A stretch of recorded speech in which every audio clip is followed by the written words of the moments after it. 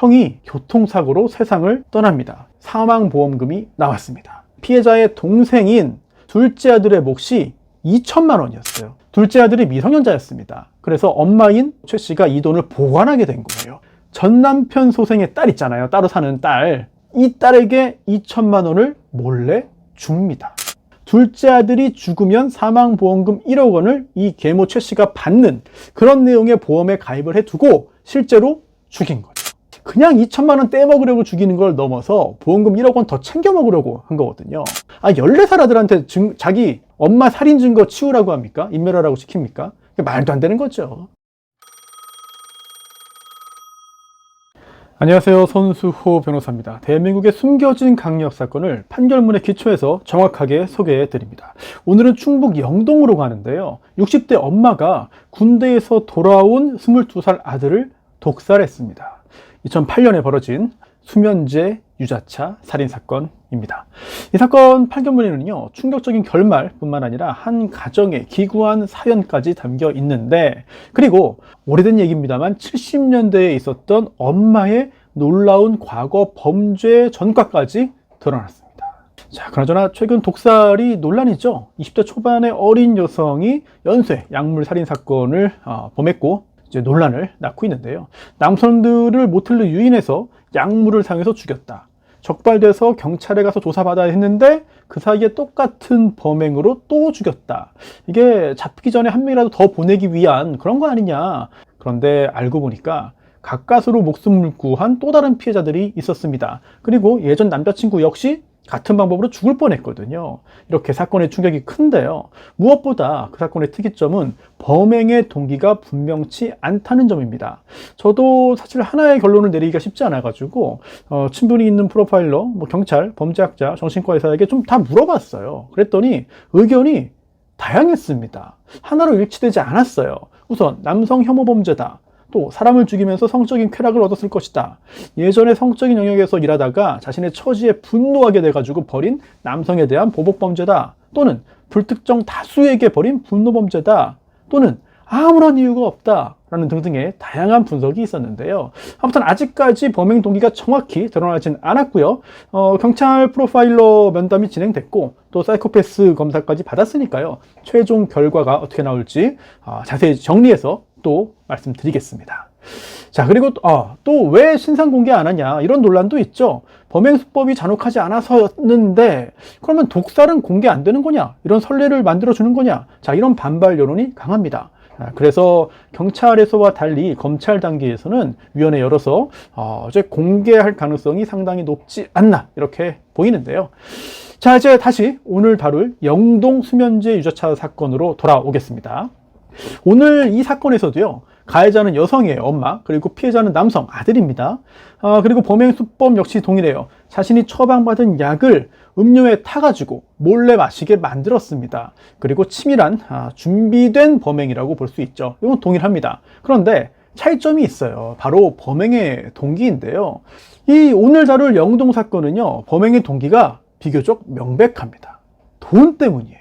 그리고 물론 그 이면에는 가족관계, 오랫동안 쌓여온 의붓아들과의 불만, 증오, 갈등 이런 게 있죠. 각자 자녀가 있는 이 재혼 가정에서 벌어질 수 있는 어떤 그런 갈등이잖아요. 판결문의 내용 자세히 다 들으신 다음 여러분의 의견 남겨주시길 부탁드리겠습니다. 자, 오늘 다룰 영동 사건 1년 전부터 치밀하게 준비한 살인이었고요. 살인의 시작은 돈 2천만 원이었습니다. 등장인물부터 보면은요, 아들을 죽인 최 씨 1945년생입니다. 판결 당시에는 62살이었고요. 그리고 최 씨는 계모였어요. 97년에 박모 씨와 재혼을 합니다. 50대 초반에 재혼을 한 거죠. 그리고 이 부부 모두에게는, 최 씨와 박 씨에게는요, 전 배우자와 사이에서 낳은 자녀들이 있었습니다. 이 두 집이 합하면서 살림이 커진 거예요. 식구가 많아진 건데요. 먼저 남편은요, 전처와 사이에서 낳은 두 아들이 있었습니다.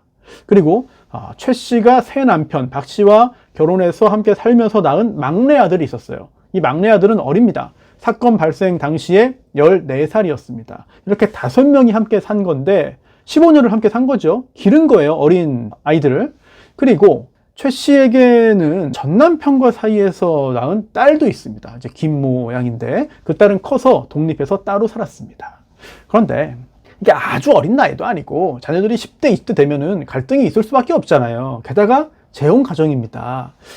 이 사건에서 살해당한 둘째 아들 10대 때부터 낭비가 심했다. 그리고 군대에 간 다음에도 휴가 나올 때마다 저 의붓 엄마한테 용돈 달라고 요구하고 또 받아서 유흥비로 탕진하고 뭐 그렇기 때문에 이 계모 최 씨가 이 둘째 아들에 대한 심한 불만을 품고 있었습니다. 저희 판결문에 나온 내용이에요.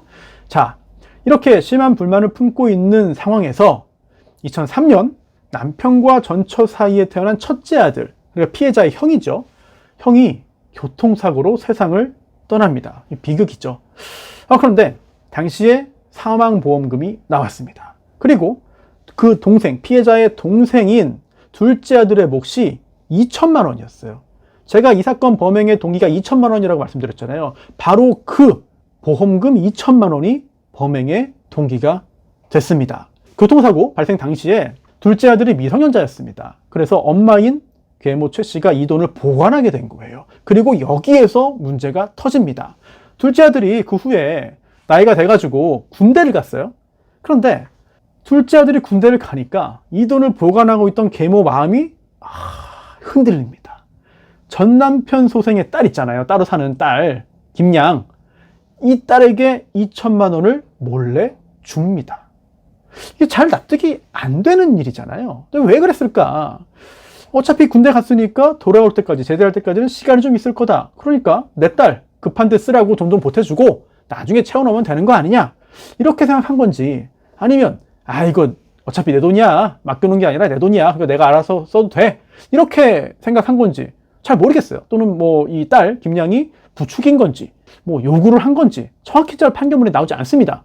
경위는 안 나와요. 여러분들은 어떻게 짐작하시는지 의견을 좀 남겨주시고요.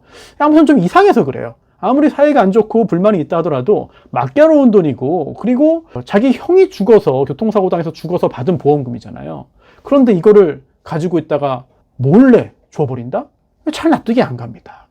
아니, 당장 오늘 하루만 사는 게 아니고 군대 갔으니까 제대를 하는 거잖아요. 돌아옵니다. 돌아올 게 정해져 있는데도 이런 일을 한다? 사실 잘 납득이 안 가는데요. 그래서 급하게 융통을 해줬는데 이게 다시 회복되기 전에 둘째 아들이 뭔가 좀 독촉을 해서 이런 일이 생긴 게 아니냐, 이렇게 짐작은 됩니다만 아무튼 궁금합니다. 그리고 아니나 다를까 여기서 문제가 생기는 거죠. 2007년입니다. 군복무 중이던 둘째 아들이 이걸 알고 한 건 아닌데 갑자기 2천만 원 달라고 하는 거예요. 군대에 있지만 나 돈 줘! 라고 요구를 한 겁니다. 그런데 이 계모 최 씨, 돈 줄 곳이 없죠. 줄 돈이 어디 있습니까? 직업도 없는데. 그래서 딸에게 몰래 2천만 원 준 게 들통날 지경에 처한 거죠. 그래서 아들을 죽이겠다고 결심을 합니다. 제대하면 적절한 기회를 봐서 죽이자, 이렇게 살인의 결심을 하게 됩니다. 납득하기 힘든 그런 살해 동기, 그리고 살해 결심이죠. 그리고 나서 이렇게 결심한 다음에 최 씨는 11개월 동안 치밀하게 준비를 합니다. 이게 우발적인 범행이 아니었어요. 자, 우선 2007년 5월부터 영동 읍내에 있는 한 내과를 갑니다. 그래서 여기에서 한 달에 30알 정도, 하루에 한 알 정도 먹는 걸로, 이거 수면제를 처방받아요. 그리고 본인이 먹지도 않아요. 본인 수면장이 있던 것도 아닙니다. 살해도구로 쓰기 위해서 처방받아서 받은 거거든요. 이걸 다 차곡차곡 모아둡니다. 실제 수면장이 없었어요. 아들을 죽이기 위해서 살해도구를 만든 겁니다. 그리고 이 부분이 정말 화나게 만드는데요. 보험에 가입을 합니다. 어떤 보험이냐. 이게 범행 5개월 전이었던 2007년 12월경인데요. 피해자, 그러니까 둘째 아들을 피보험자로 하고요. 보험 수익자는 이 계모 최 씨입니다. 그러니까 둘째 아들이 죽으면 사망보험금 1억 원을 이 계모 최 씨가 받는 그런 내용의 보험에 가입을 해두고 실제로 죽인 거죠. 1억 원을 받자. 이거 챙기기 위해서 죽인 겁니다. 그냥 2천만 원 떼먹으려고 죽이는 걸 넘어서 보험금 1억 원 더 챙겨 먹으려고 한 거거든요. 사실 이 남편과 전처 사이의 자녀들을 잘 돌보고, 오히려 더 지극정성으로 돌보고, 본인이 손해를 보고 좀 힘들고 그래도 다 참는 경우가 대부분이잖아요. 그런데 현실에서는 이렇게 말도 안 되는 사건도 있다. 이렇게 말도 안 되는 흐름으로 흘러가는 경우도 있다. 판결을 통해서 확인할 수 있고요. 그리고 제가 수백 건의 판결을 지금 준비해 놓고 있는데 이게 시간이 없어가지고 잘 소개를 못 드리거든요. 이런 유형의 사건도 너무나 많습니다. 정말 너무나 많아요. 언론에 보도가 안 되죠. 그래서 아니 이렇게 충격을 주는 사건인데 왜 보도가 안 될까 처음에 생각을 했는데 너무 많아요. 너무 많아서 일부는 보도가 되지만 대부분은 보도가 안 되는 거 아닌가 이런 생각이 듭니다. 자, 아무튼 이렇게 최 씨가 살해 준비를 다 해놓은 상태에서 둘째 아들이 군에서 전역합니다. 그런데요, 이 둘째 아들도 예전 습관을 못 버렸어요. 그래서 제대한 다음에 나 빚진 거 500만 원 있으니까 대신 좀 갚아줘라. 이렇게 윽박 질러가지고 이 계모 최 씨가 어쩔 수 없이 대신 갚아줍니다. 그리고 운전면허 따야 되는데 학원비 줘 달라고 또 괴롭힌 거예요. 돈도 없는데. 이렇게 시달림을 받으니까 정말 죽이자. 아들을 살해하기로 구체적인 결의를 하게 됩니다. 그리고 2008년 4월 19일 밤 11시경 범행을 하는데요. 범행 수법은 이렇습니다. 수면제 여러 알을 녹인 유자차를 타요. 거실에서. 그리고 방 안에 있던 아들을 불러냅니다. 차 마시라고. 아들은 마셨고 당연히 잠에 빠져들었습니다. 그런데 사망하진 않았어요. 다음날 아침 7시 20분에 깨어났습니다. 이게 치사량에 이르지는 않았던 거죠. 그런데 깨긴 깼지만 약을 꽤 많이 먹었잖아요. 약에 취해서 정신을 제대로 못 차리고 있었거든요. 이런 경우에 반성하고 뉘우치고 무서워가지고 범행을 중단하는 경우가 있습니다. 근데 이번에는 제대로 보내자. 내가 너무 약을 적게 탔구나. 수십 알을 녹여서 넣은 컨디션 있잖아요. 숙취해소제. 서울 강북 모텔 사건에서도 컨디션이 활용됐죠. 이거를 또 원기삼이라는 음료랑 함께 컵에 부은 다음에 아들에게 마시게 합니다. 아들은 잠결에 이거 마신 다음에 이제는 못 버티죠. 네, 중독으로 사망했습니다. 그런데 이 엄마 최 씨는요, 자수도 안 했고요. 또 자백도 안 했습니다. 수사망이 좁혀왔거든요. 당연히 끝까지. 그런데도 범행을 부인했습니다. 심지어 범행이 발각될 그런 위험에 처하자 증거인멸을 지시해요. 누구한테 했냐? 당시 14살이었던 막내 아들에게. 그리고 또 자신의 지인 고모 씨에게 증거인멸을 시키기까지 합니다. 이거 못할 짓이죠. 14살 아들한테 자기 엄마 살인 증거 치우라고 합니까? 인멸하라고 시킵니까? 말도 안 되는 거죠. 아무튼 이렇게 노력을 했지만 우리 경찰이 이 정도 사건을 해결하지 못할 리가 없습니다. 수사력 굉장히 뛰어나거든요. 당연히 범인을 잡았어요. 끝까지 부인했지만 살인죄로 기소가 됐고요. 그리고 뭐가 억울했는지 국민참여재판까지 신청했습니다. 배심원 판결 결과 당연하죠. 이변이 없었습니다. 9명 전부 다 유죄라고 봤고요. 양형 의견은 징역 10년에서 15년 사이였습니다. 판결문이 아주 자세하지 않았습니다만 국민참여재판으로 간 이유가 나오진 않아요. 그런데 아마도 죽인 것 자체를 끝까지 부인했던 것 뿐만 아니라 내가 그동안 당한 게 얼만데 이런 얘기도 하지 않았을까? 그런 생각도 듭니다. 아무튼 양형 의견, 배심원의 양형 의견은 징역 10년에서 징역 15년까지였고요. 재판부는 이러한 배심원 의견을 존중해서 유죄 그리고 징역 12년형을 선고했습니다. 재판부의 양형 의견을 좀 잠깐 살펴볼까요? 사람의 생명은 국가나 사회가 보호해야 할 가장 존귀한 가치이다. 그래서 이걸 침해하는 행위는 어떠한 이유로도 용납될 수 없다. 심지어 자신과 15년이나 함께 살아온 피해자를 특별한 이유 없이 살해하는 반인륜적 범죄를 저질렀고 11개월 전부터 수면제를 모으고 보험에 가입하는 등 범행을 치밀하게 준비했다. 그리고 증거인멸을 지시하는 등 죄질이 불량하고 전혀 반성의 기미가 없다. 다만 유리하게 본 요소도 있습니다. 62세의 고령. 62세가 고령인지 잘 모르겠습니다. 네, 62세가 고령인가요? 요즘에 72세도 고령 느낌이 안 나는데. 네. 아무튼 그리고 전과가 있어요. 1974년에 미성년자 유인죄로 징역 10개월을 살고 나옵니다. 그런데 그거 외에는 별다른 전과가 없다. 이거를 유리하게 참작해 준 거거든요. 그런데요, 70년대 당시 신문 보면은요, 어마어마한 사건도 많았어요. 그리고 미성년자 유인 이런 거 그냥 적당히 넘어가는 경우들이 꽤 많았거든요.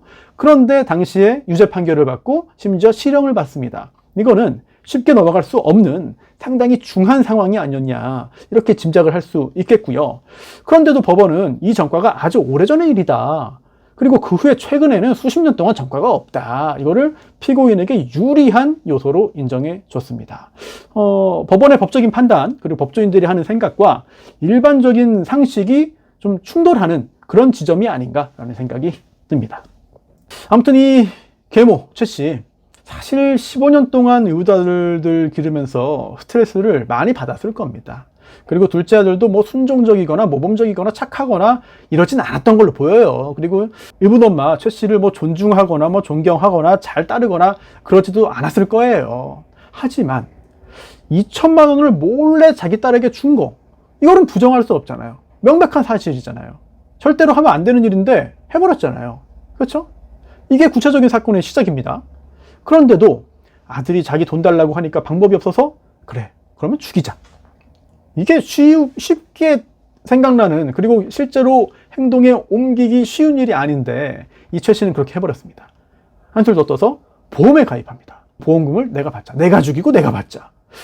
이게 우리나라에서 쉽게 성공하기 힘든 일인데 최 씨가 너무나 세상을 좀 쉽게 본 게 아니냐, 이런 생각이 드는데요.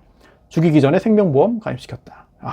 이거는 어떠한 이유로도 용서받기 힘든 일입니다. 게다가 끝까지 반성도 안 했고 심지어 자백도 안 했어요. 자기 아니라고 했어요. 유족들도 엄벌을 요구했습니다. 이걸 다 고려하면 12년이 오히려 가벼운 거 아니야? 라는 생각까지 들게 되는데요. 이렇게 징역 12년형이 선고됐지만 이 남겨진 가족들 상처가 아물기 힘들겠죠. 그리고 또 억울하게 죽었잖아요. 둘째 아들 22살에 죽었습니다. 믿고 마신 건데 엄마가 주니까, 뭐 관계를 떠나서, 사이를 떠나서, 사이가 얼마나 좋았냐 나빴냐 떠나서 준 거 믿고 마셨는데 그것 때문에 죽었습니다. 2번 다 믿고 마셨는데, 유자차도 믿고 마셔, 컨디션도 믿고 마셔, 원기삼도 믿고 마셔, 근데 죽었어요. 되돌릴 수가 없죠. 오늘은 이렇게 2008년 충북 영동에서 벌어진 비정한 계무의 독살 사건을 판결문에 기초해서 정확하게 살펴봤습니다.